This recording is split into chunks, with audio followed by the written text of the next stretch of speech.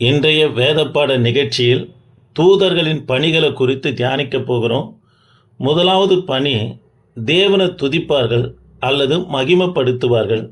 லூக்கா சுவிசேஷ புத்தகம் 15ஆம் அதிகாரம் 10ஆம் வசனத்தில் ஏன் தேவர்கள் துதிக்கிறார்கள் என்று லூக்கா விளக்கம் கொடுக்கிறார். ஒரு பாவி மனம் திரும்பும் போது பரலோகத்தில் தேவ தூதர்கள் கர்த்தரை துதிக்கிறார்கள் என்று சொல்லுகிறார்.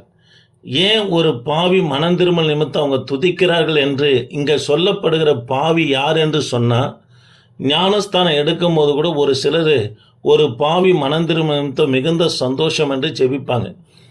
அங்கே சொல்லப்படலை இது யாருக்காக பாவி என்று கர்த்தர் குறிப்பிடுகிறார் என்று சொன்னால், 15ஆம் அதிகாரத்தில் 3 ஓமைகளை குறித்து சொல்லுவார்.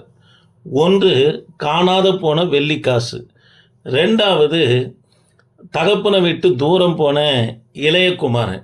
3வது, மந்தையை விட்டு தொலைந்து போன ஆடு. மந்தை என்பது தேவனுடைய சபை. 10 வெள்ளிக்காசு ஐக்கியம், சபையை விட்டு ஒரு வெள்ளிக்காசு தொலைந்து போகுது. தகப்பனை விட்டு, இயேசு விட்டு ஒரு மகன் தூரம் போகிறத பார்க்கிறோம். தேவ பிள்ளைகளை, சபையை விட்டு கர்த்தரை அறிந்த பிற்பாடு ஒருவர் பின்வாங்கி போய் திரும்ப கர்த்தருக்குள்ள மனம் திரும்பி வரும்போது இவர்களுக்கு தான் லூக்கா சொல்லுகிறார், ஒரு பாவி மனம் திரும்ப நிமித்தம் பரலோகத்தில் தேவதூதர்கள் கர்த்தரை துதிக்கிறார்கள் என்று.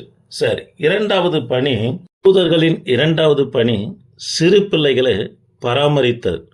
மத்தேயு சுவிசேஷ புத்தகம் 18ஆம் அதிகாரம் 10ஆம் வசனத்தை வாசித்து பார்ப்போம்னா, இந்த சிறுவர்கள் ஒருவரையும் அற்பமாய் எண்ணாது, இவர்கள் கூடிய தேவதூதர்கள் பரலோகத்தில் கர்த்தரை தரிசிக்கிறார்கள் என்று வேதத்தில் வாசிக்கிறோம். தேவ பிள்ளைகளே, சிறு பிள்ளைகள் இந்துவாக இருக்கட்டும், இஸ்லாமிய மதத்தை சேர்ந்தவர்களாக இருக்கட்டும், அல்லது இல்லீகலாக பிறந்த பிள்ளைகளாக இருக்கட்டும், விவரம் தெரியாது இருக்கிற அந்த பிள்ளைகளை பாதுகாக்க கர்த்தர் தூதர்களுக்கு கட்டளையிடுகிறாருங்க. ஒரு சாட்சி அவங்களுக்கு சொல்லும்படியாக விரும்புகிறேன்.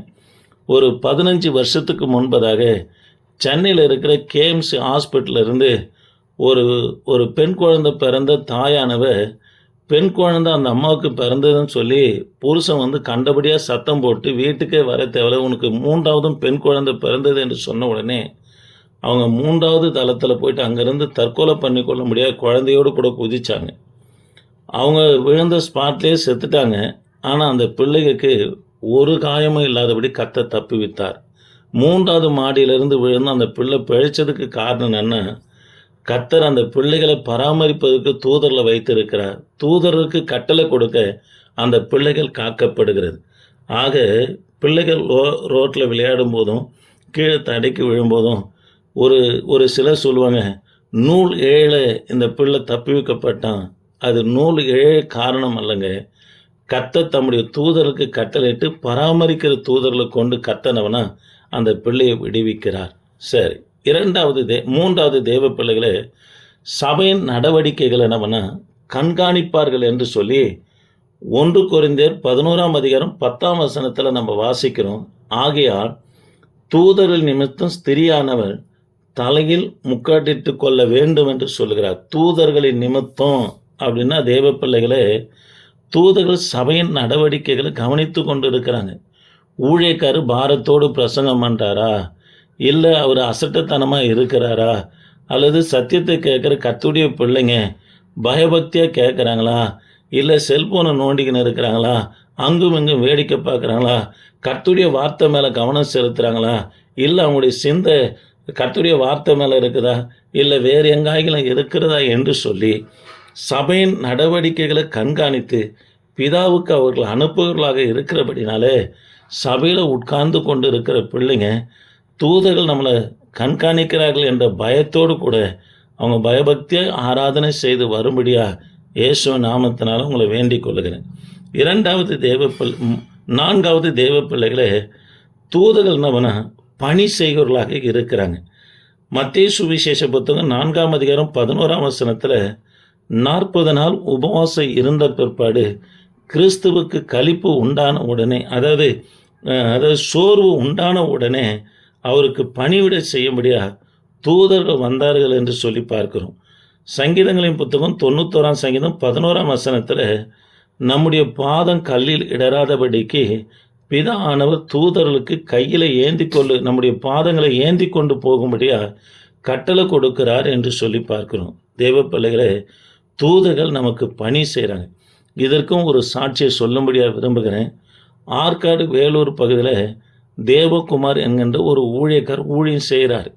சபை நடத்த முடியாமல் சூழ்நிலை, போராட்டம், பிரச்சனையின் மத்தியில் அவர் சோர்வோடு போயிட்டு சபையில் இருக்கிற புல்பிட்டில் முழங்கால் படிட்டு கண்ணீரோடு 2 கரங்களை உயர்த்தி கர்த்தரை துதித்து ஜெபம் பண்ணி கொண்டு இருக்கும்போது ஒரு பலருடைய சத்தம், பலர் தேவனை துதிக்கிறது போல சத்தம் கேட்கிறது.